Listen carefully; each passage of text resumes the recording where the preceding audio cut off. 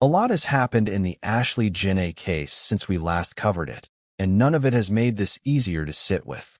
We have new developments on the body, the ring, the independent autopsy, Joe McCann finally breaking his silence, and Tanzania's final official ruling.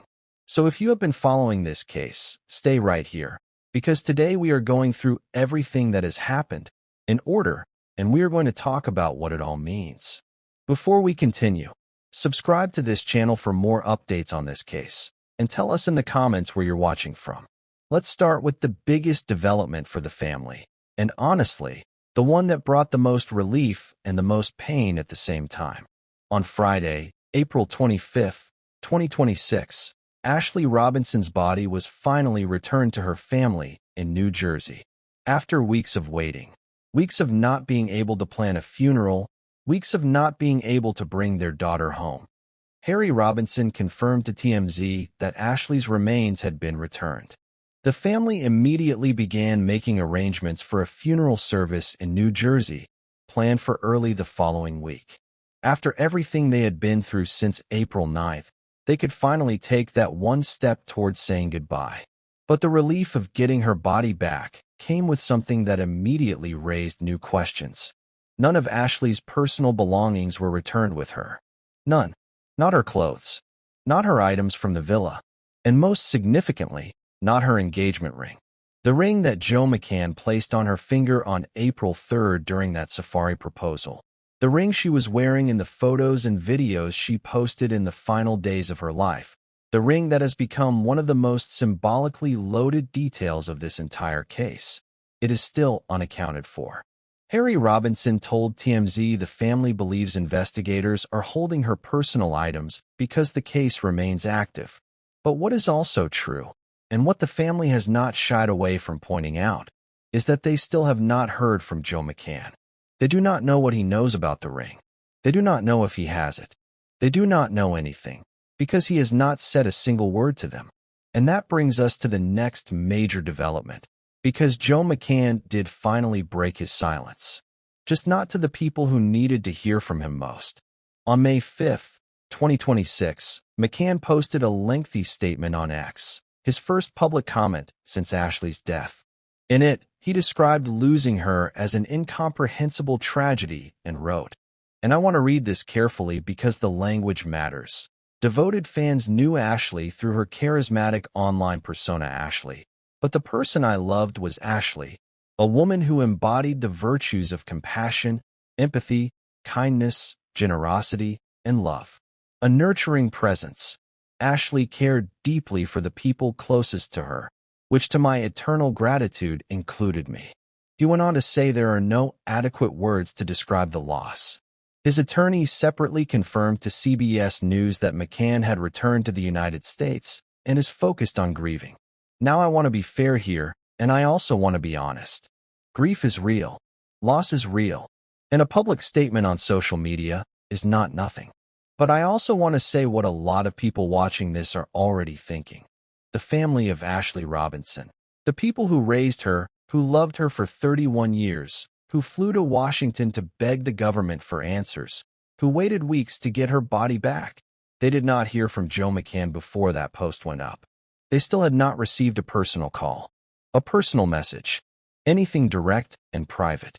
He posted to X first. He spoke to the public before he spoke to her parents.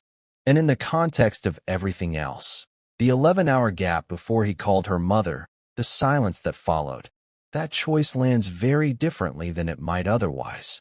Now here is the update that the family is leaning on most heavily right now, and it is the one that could ultimately change everything. The Robinson family has commissioned an independent autopsy. After Ashlee's body was returned to New Jersey, they immediately moved to have a second forensic examination conducted by a pathologist of their choosing, independent of the Tanzanian investigation, independent of any official government interest in how this case is characterized. As of the time of this video, those results are still pending. But the family has been clear about what they are looking for. An independent forensic opinion on the cause and manner of death that is not filtered through the same investigative apparatus that produced the official suicide ruling. If that independent autopsy finds findings inconsistent with the official Tanzanian conclusion, if the marks, the injuries, the physical evidence tells a different story, that could be the thing that forces this case back open. We are watching for those results closely, and the moment they are released, we will cover it immediately. And then on June 4th, 2026, 2 months after Ashlee died, Tanzania issued its final official ruling. Police Chief Zuberi Kembera announced publicly that the investigation is now complete and closed. Their conclusion: Ashlee Jenae died by suicide as a result of mental distress. Kembera said investigators based this conclusion on witness statements and on an analysis of both Ashlee's and Joe McCann's cell phones. The Tanzania police force released additional details as part of this final ruling that they had not disclosed before. They stated that a hotel employee entered Ashlee's villa during a routine evening check, got no response at the door, and found her hanging inside a wardrobe, specifically suspended from the closet's clothing rail using a robe belt that the hotel provides for guests.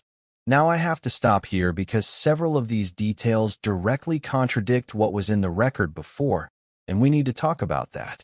In earlier statements, Police Commander Mapudra described Ashlee as having hanged herself using a piece of cloth from her dress. Now, in the June 4th final ruling, the instrument is a hotel robe belt. Earlier statements described her found in a wardrobe. McCann told investigators he found her hung on a door. The June 4th ruling says a hotel employee found her during a routine evening check. These are not minor variations. Over the course of 2 months, the official account of where Ashlee was found, what she used, and who found her has shifted multiple times. And yet each version has been presented as definitive. The family has publicly stated they do not accept this ruling. And frankly, when the official account keeps changing and the independent autopsy is still pending, it is hard to argue that acceptance is the appropriate response. The cell phone analysis piece is also new and significant. Kembera cited the content of both Ashlee's and McCann's phones as part of the evidentiary basis for the suicide conclusion. What was on those phones, what messages, what searches, what communications exist in that digital record, has not been made public. The family has not been given access to that information. We do not know what investigators found or how they interpreted it. What we do know is that an evidentiary conclusion based on phone data that is not disclosed to the family, in a case where the family has disputed the ruling from the beginning, is not a conclusion that provides the closure it is supposed to.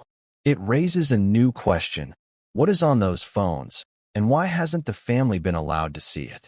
Here is where everything stands right now as of this video. Ashlee's body is home. Her funeral has been held in New Jersey. Her personal belongings, including her engagement ring, are still with Tanzanian investigators. The independent autopsy commissioned by the family is still pending, and those results, when they come, will be one of the most important developments in this entire case.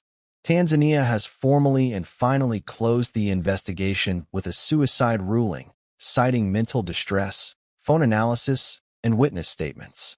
Joe McCann has broken his public silence with a statement on X, but has not, as far as anyone has confirmed, directly contacted the Robinson family.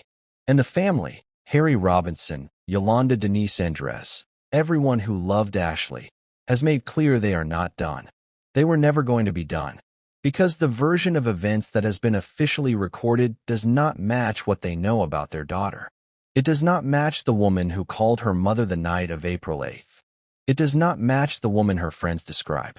It does not match the woman who posted, "Exactly where I need to be 4 days before she was found dying in a wardrobe of a luxury resort while the man she was about to marry waited 11 hours to make a phone call." The Robinson family is waiting on the independent autopsy. We are waiting with them. And whatever those results show, we are going to cover it. Every single development. Every single update. Because Ashlee Jenae deserves a full accounting. And that accounting is not finished yet. Stay locked in. We will be back the moment anything breaks on this case.